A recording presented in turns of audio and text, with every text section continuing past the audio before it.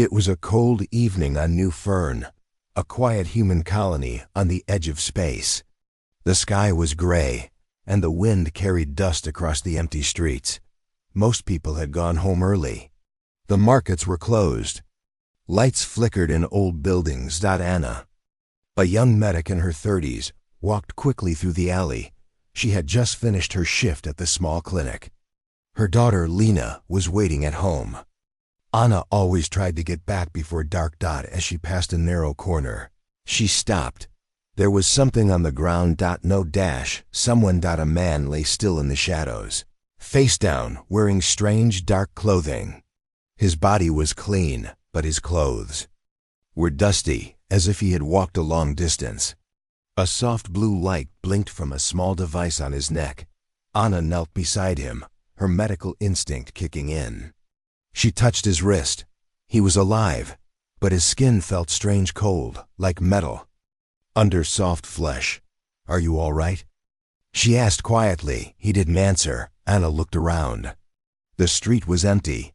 She pressed a small device. "This is Anna. I found someone injured near South Alley, bringing him to the house." The voice on the other, and her neighbor. Tom simply replied, "Be careful." At home, little Lena, only 6 years old, was setting the table. Her favorite plush bear sat in a chair beside her. When the door opened, Lena ran to greet her mother, but stopped when she saw the man in her arms. "Who's that?" she whispered. Anna laid him gently on the old couch. "I don't know. I found him outside. He's not hurt badly, but he needs rest." Lena stepped closer. The man looked peaceful, almost like he was sleeping. His face was calm, and his skin was pale. There was something strange about his eyes. They didn't move, not even a twitch. "Is he a robot?" Lena asked. Anna smiled a little. "I don't know. Maybe part machine. But he's quiet. Let's let him sleep." That night, Lena stayed near the man, sitting on the floor and drawing pictures with crayons. She drew a birthday cake, her mom, herself, and now this quiet visitor. She looked at him and spoke softly. "My birthday's next week. You can come if you want. Mommy's sick, but she still smile if you come." The man didn't move. The next morning, something strange happened. Anna was checking her medical bag when she heard the sound of movement from the other room. She rushed in. The man was sitting up, staring at the window. His eyes glowed slightly blue, like the device on his neck. Anna froze. He turned slowly toward her. "Where is this place?" he asked in a flat, calm voice. "You're in New Fern, human colony. You were found in an alley yesterday," she replied, trying to stay calm. He looked around the room. His eyes studied everything, the walls, the furniture, the ceiling. "I do not remember arriving here." Anna hesitated. "What's your name?" He paused. "I am called Ren." "Ren," Anna repeated softly. "Are you human?" "I was made to look human." Before Anna could ask more, Lena walked in, holding her drawing. "You're awake." She smiled brightly. Ren looked at her. "You are the small one." "I'm Lena, and that's Bear," she said, lifting her plush toy. He nodded. "You said something about a party." Lena grinned. "Yes. My birthday is soon. You can come. Mommy says we'll have cake even if she's tired." Ren tilted his head. "Cake?" Anna stepped in. "It's sweet, made with flour and sugar. A treat." "I have no memory of cake," Ren said, almost curious. "That's okay," Lena said. "You'll like it." That night, Anna sat by herself on the porch. The sky was dark, stars hidden behind gray clouds. Inside, Ren sat near Lena as she talked and drew. Anna watched them through the window. She didn't know what Ren really was. Machine? Man? Spy? But for now he was quiet, calm, and safe, and in a world full of silence and sadness. Maybe that was enough for now. The next morning on New Fern was quiet. The wind blew softly through the empty streets, and the sky was a pale blue. Inside Anna's small home, the air was warm, Filled with the soft hum of an old heater, Ren sat at the wooden table, staring at a glass of water. He hadn't touched it. Anna watched him from across the room. "Are you hungry?" she asked gently. "I do not require food," Ren replied. "But, thank you." Anna sat down across from him. "Do you remember anything else?" Ren looked down at his hands. "No, only systems checking, memory blocked. I know my name. I know human words. I can understand you. But I don't know where I came from." Anna nodded slowly. "Maybe it's for the best. You're safe here for now." Lena came running in, wearing a red scarf too big for her. She climbed up onto the chair beside Ren and placed something in front of him, a picture. In the drawing, there were 3 people: a tall man with glowing eyes, a woman with brown hair, and a little girl holding a balloon. "That's you, Mommy." "And me," Lena said proudly. Ren stared at the drawing for a moment. "Why do I have wings?" he asked. "Because I said so," Lena laughed. "You're like a guardian robot. You keep us safe." Anna chuckled softly. "She has a big imagination." Ren tilted his head. "I like this drawing." Lena smiled, then whispered, "Mommy doesn't feel good these days. But she's still smiling for my birthday. You should come. There'll be cake." "I will come," Ren said without blinking. Later that day, Anna took Ren to her workshop. It was an old garage full of tools, wires, and half-broken machines. "I fix things here when I'm not at the clinic," she said. "Maybe something in here can help you remember." Ren moved slowly through the space, his eyes scanning the items: an old radio, a small engine, and a broken drone. He reached for a mirror and paused. He looked at his face. His skin was too smooth, no marks, no age. His eyes glowed faintly, even in the light. "I was built for something," he said quietly. "But I don't know what." Anna stood beside him. "Whatever it was, you're different now. You're not hurting anyone." "I was made by someone," Ren added. "I feel programs running in my mind, locked systems, hidden files." "Maybe you're a weapon," Anna said carefully. Ren looked at her. "Then why do I feel peace here?" That night, Anna sat in her bedroom, coughing quietly. Her illness was growing worse, but she didn't tell Lena. She didn't want to ruin her daughter's birthday. Ren stood outside the door, listening. He understood that Anna was unwell. His systems could detect weakness in human bodies, but he didn't know how to help. Still, something inside him felt heavy, not a malfunction.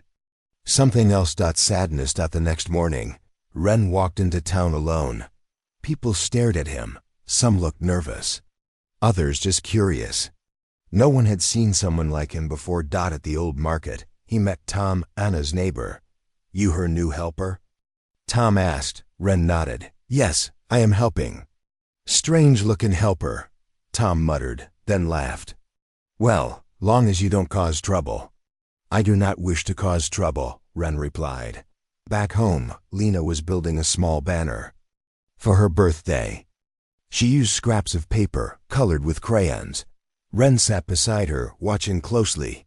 "Why is this day important?" he asked. "Because it's when I was born," Lena said, smiling. "But why celebrate it?" "Because Mommy says every year is a gift," Lena answered, her eyes bright. "And it makes people happy." Ren paused. "Then it is good." "Very good." She nodded. Ren gently picked up one of the papers. "Then I will help." Together, they built the banner. It said, "Lena's birthday, everyone welcome." As the day ended, Anna stood at the door, watching them work. Ren, once silent and strange, now helped tie the banner with careful hands. Lena laughed and sang. And for a moment, even though her body was weak, Anna smiled. The days on New Fern passed slowly, like dust floating in quiet air. The colony was small, built from old metals and broken dreams. People lived simply.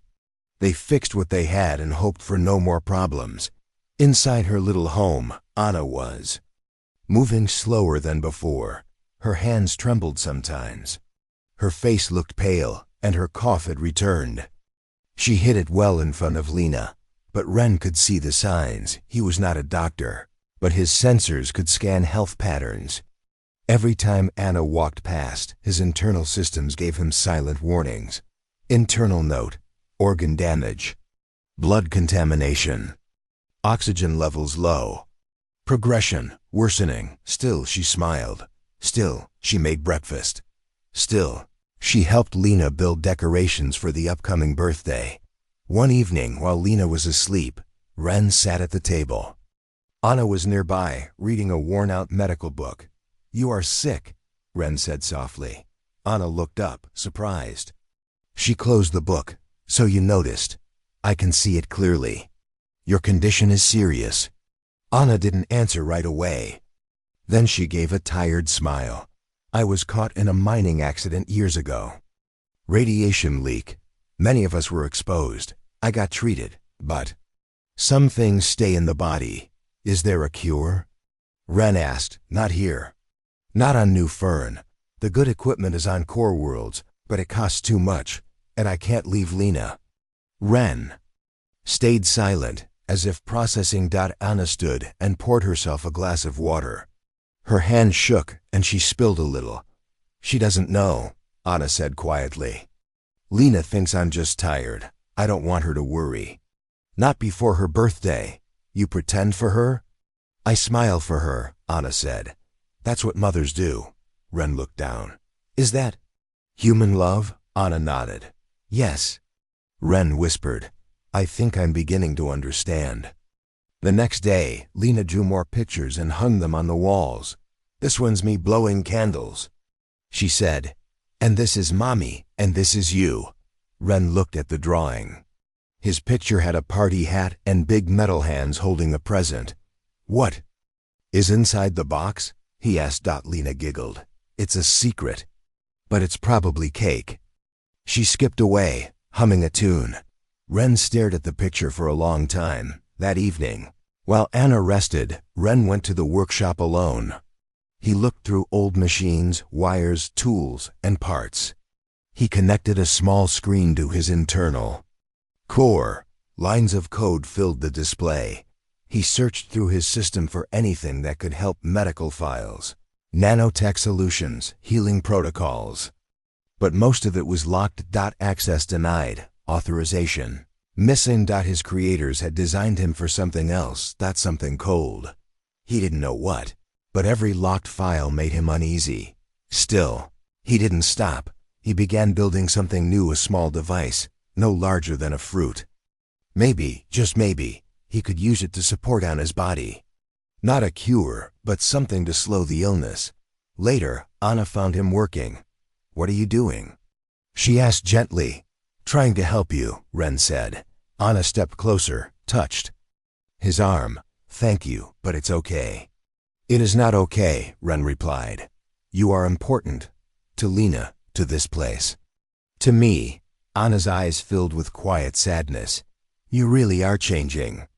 I do not know what I was before," Ren said, "but I know what I feel now." That night, Lena couldn't sleep. She walked to the living room and saw her mother sitting by the window, holding her chest. "Mommy?" she whispered. Anna quickly wiped her face and smiled. "I'm okay, sweetie. Just needed air." Lena climbed into her lap and rested her head on her shoulder. "My birthday's coming soon," Lena said softly. "Will you still smile for me?" Anna kissed her forehead. "Always." Ren stood in the hallway, watching them silently. His hand slowly closed into a fist, not in anger, but in decision. He didn't know where he came from. He didn't know what he was built for, but now he had a reason. He would protect them. No matter what. Above the colony of New Fern, far beyond the clouds, something waited in silence. A large ship floated in the black sky, hidden behind the planet's shadow. Its surface was smooth and dark, like glass. No one on the colony knew it was there. No lights, no signals. Just a quiet eye watching. Inside the ship were the Dryun, an alien race not known to humans. They did not speak with words. They used thoughts, cold and sharp. They studied life. They did not feel. They only collected data, and now they had found what they were looking for. Subject Ren 17 has broken programming, one Dryun thought to the others. He must be retrieved. Another responded, he is no longer pure. Human emotion has infected him. Then we cleanse and reset. Back on New Fern, Ren worked quietly in the workshop. He had almost finished building a small health device for Anna. It wouldn't cure her, but it could give her more strength, more time. He felt focused.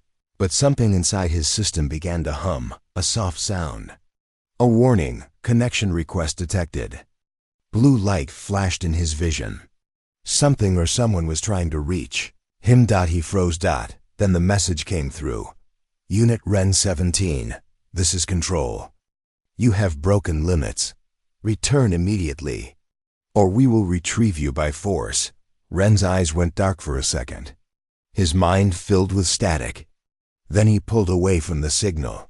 He stood still, breathing heavily, even though he didn't need breath. Memories rushed into his mind.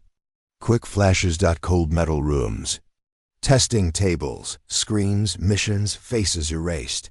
He remembered now he was a creation of the Dryun, sent to observe human worlds, copy their behavior, and return data. He was meant to look, not feel, but something had gone wrong. On one mission, he had stayed too long. A child had hugged him. A woman had sung to him. He had felt warmth. He had escaped before they could reset him. Now they had found him again. Anna walked into the workshop and saw him standing still. Ren? She asked. He looked at her, eyes heavy. They are coming. Who? My creators, he said.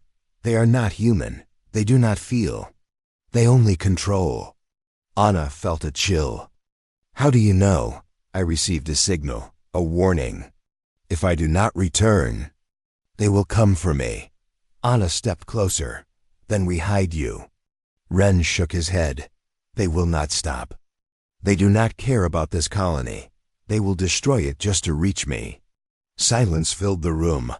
Anna's voice was calm but firm. Then we prepare. That night, the sky above New Fern shimmered. Tiny, invisible drones fell like dust, scanning the ground below. They made no sound. They searched for one thing. Ren. But Ren had already taken steps. He went to the communication tower on the edge of town and rewired it. He sent out a soft pulse, an echo signal to confuse the scanners. Then he returned home and closed all the TO windows. Lena was fast asleep. Hugging her bear. Anna stood near the door.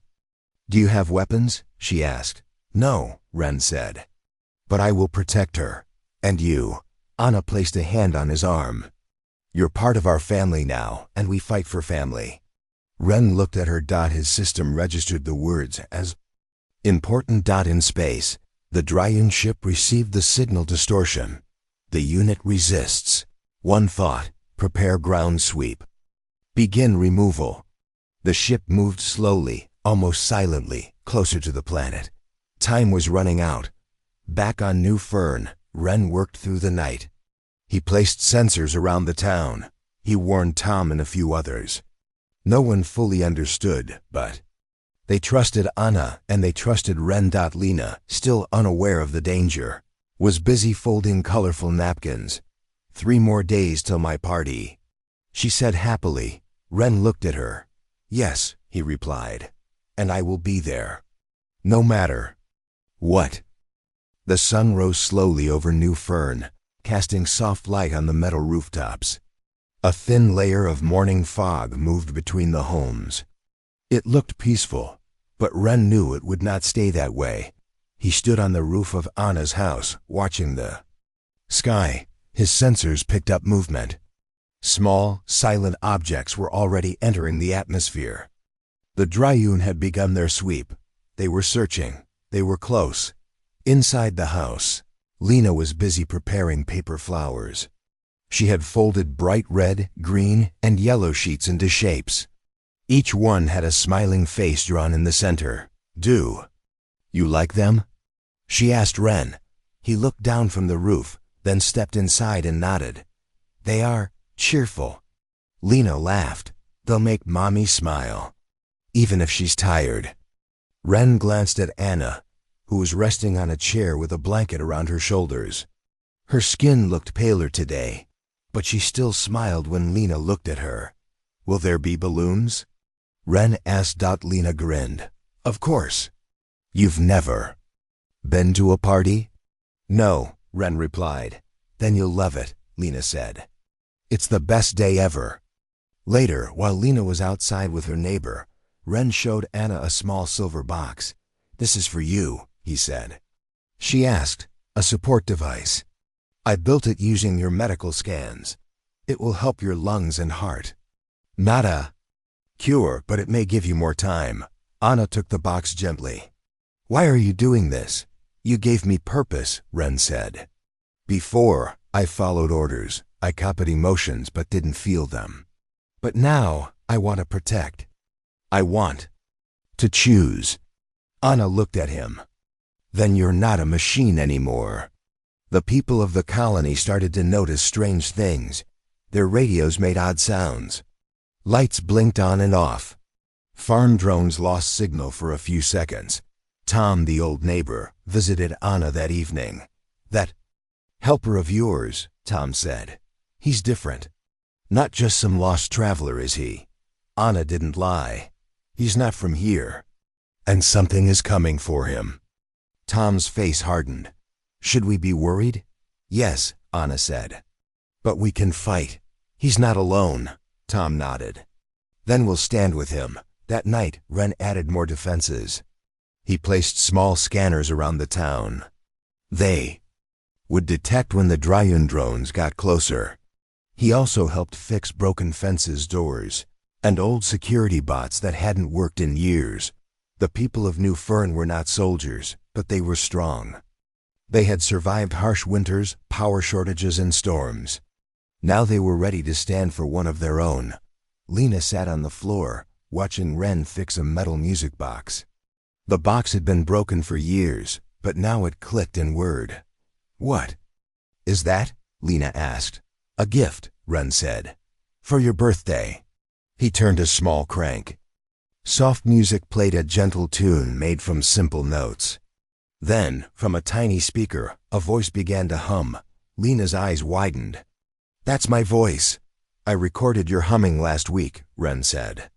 You sing when you draw. Lena hugged the music box. Thank you. This is the best gift ever. Ren looked at her. You are welcome.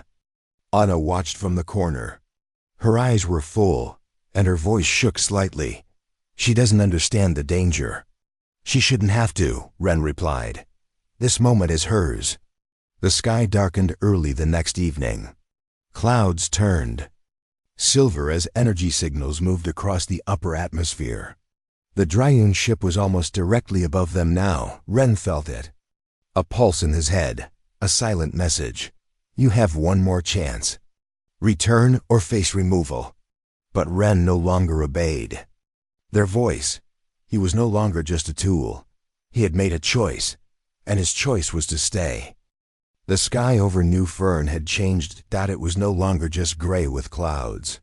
It now shimmered faintly, like something invisible was pressing against the air. People in the colony noticed it. Birds flew in strange circles. Solar panels blinked on and off. Radios picked up whispers of static. Something was coming, and it wasn't from this world. Inside the small house, Anna sat at the window, holding a warm cup in her hands. She watched Lena outside, placing little flags along the path leading to the barn. Only 2 days left. Lena shouted happily. Ren stood beside the window. His eyes glowed faintly as he scanned the sky. They are almost here, he said. Anna nodded. I can feel it too. Ren turned toward her. We must prepare the others. The Dryun will not wait. They will send their machines first. Quiet ones, fast ones. Anna placed her cup down. Then we won't wait either. That afternoon, Anna called a meeting at the old storage shed near the center of town. The people of New Fern gathered men, women, even a few older children. All of them wore tired clothes and curious faces. Ren stood beside Anna. Tom raised a hand. We've all seen the sky changing. And we know this has something to do with your guest. Anna spoke calmly. Yes, it does. But he's not the danger. The real danger is coming for him, and they don't care who they hurt. Some people looked worried. Others looked angry. One man said, "Then maybe we should send him away." Ren stepped forward. "If I leave, they will follow. If I stay, they will attack. But here, I can fight. I can protect." Tom crossed his arms. "You're saying we fight with you?" "Yes," Ren said. "You have machines, old ones. I can repair them. I can guide you." The room fell quiet. Then Anna added, "He saved my life. And he's trying to save all of us." After a long pause, Tom finally nodded. "All right, let's do this." The people of New Fern went to work. They cleaned old defense drones, reconnected solar batteries, and welded rusted metal gates. Ren gave instructions and fixed what he could with his tools and internal power. The colony, once tired and forgotten, now felt alive. Not with fear, but with purpose. Even Lena helped. She tied red ribbons to the fences. "What are the ribbons for?" someone asked. "They're for my party," she smiled. "Even if we have to fight, the party's still on." Everyone smiled at that. Even Ren. That night, the stars were hidden behind thick clouds. Ren stood on the hill just outside town, watching the sky. A streak of light flashed across the clouds. Then another. They weren't stars. They were ships. Small ones. Fast ones. He activated his scanner. Dryun scout units, 4 detected. Approaching ground level, he turned back toward town and sent a silent signal to the new alarm system. A bell rang across the colony. Lights came on. People grabbed tools and moved to safe points. Anna met Ren near the barn. "They're here, aren't they?" she asked. Ren said, "The scouts. The first wave. Will we survive this? We will try." The first scout landed in the open field. It was tall, made of black metal with long insect-like legs. Its eyes glowed red. It made no sound. Then 3 more landed beside it. Ren stepped into the open, holding a small signal disruptor in one hand. Behind him, the people of New Fern watched from cover. The scouts scanned him. "Unit Ren 17, you must return. This is your last chance." Ren's voice was calm. "I choose to stay." The scouts moved forward. He threw the disruptor. A wave of blue light burst through the air, and 2 scouts froze. The townspeople attacked the others with shock rods and tools. The battle was fast and rough. 1 man was hurt. A drone exploded near the barn, burning the grass, but when the dust settled, all 4 scouts were destroyed. Ren stood in the smoke, wires sparking behind him. Tom walked over, panting. "Was that it?" "No," Ren said. "That was just the beginning." Anna stepped forward. "How much time do we have?" "Not enough," Ren said. "But I will stand with you all until the end." In the dark, Lena looked up at the sky. She held her bear tightly and whispered, "You're still coming to my party, right?" And somewhere far above, the Dryun ship prepared to strike. The day of Lena's birthday had finally come. The sky was still gray, but the people of New Fern gathered together with a new energy. Hope. In a large old barn, decorated with colorful paper flowers and ribbons, the townsfolk prepared for the fight for the party. Tables were covered with cloths made from old clothes. Plates of simple food were arranged: bread, dried fruits, and a small cake made from rationed flour and sugar. Lena wore a bright blue dress. Her eyes sparkled as she looked around at the decorations. Her excitement was strong, but so was the quiet worry in the air. Ren stood near the entrance, watching everyone arrive. Men, women, and children came from every corner of the colony. Some carried tools and small weapons, ready to protect the celebration. Anna sat beside Lena. her smile soft but real. "Are you ready?" Lena whispered. Anna nodded. "I am. This is your day." The barn filled with laughter and chatter. Lena's friends sang songs, and some older children taught the younger ones simple games. The music box Ren had repaired sat on a table, playing. Lena's humming softly. Ren moved carefully among the people, alert to any sign of danger. His sensors scanned outside constantly, but the Dryun had not forgotten. Suddenly, a sharp noise broke the happy sounds. Outside, a shadow moved quickly, dark shapes creeping near the barn. Ren's eyes glowed bright blue. "They are here," he said. Anna stood quickly. "Everyone get ready." The townsfolk grabbed what they could: tools, old rifles, even kitchen knives. Lena clutched her bear tightly but stayed close to her mother. Outside, the Dryun drones attacked. They were fast and silent, moving like spiders on thin legs. Their red eyes scanned the crowd. Seeking targets, Ren stepped forward. He activated his defense protocols, sending bursts of energy from his hands. One drone fell with a loud crack. The people fought bravely. Tom aimed his old rifle and fired, disabling another drone. Despite their fear, they did not run. They fought to protect their home and Lena's special day. Inside the barn, Lena watched the battle through cracks in the wall. Tears filled her eyes, but she remembered her promise. Mommy said she would smile, and Lena would smile too. The fight lasted longer than anyone expected. Ren moved like lightning, using his strength and speed to protect the people. But the drones kept coming. One drone fired a beam toward the barn. Anna pushed Lena down just in time. The beam smashed the door, sending splinters flying. Ren charged at the drones, breaking their armor with powerful strikes. Sparks flew as metal hit metal. The townsfolk joined together, using their simple weapons to help. At one moment, a drone aimed at Lena. Ren saw it and jumped in front of her. A sharp pain shot through his arm as the drone's weapon struck him. He fell but did not stop. With one last burst of energy, he destroyed the drone. When the fight ended, the barn was quiet except for heavy breathing and soft cries. Many were tired. Some were hurt, but the drones were gone. Anna held Lena close and looked at Ren. "You saved us," she said softly. Ren shook his head. "We saved each other." Lena smiled, holding the music box close. "Thank you for coming to my party," she whispered. Ren looked down at her and nodded. The day had changed. It was no longer just a party. It was a promise to protect, a promise to never give up.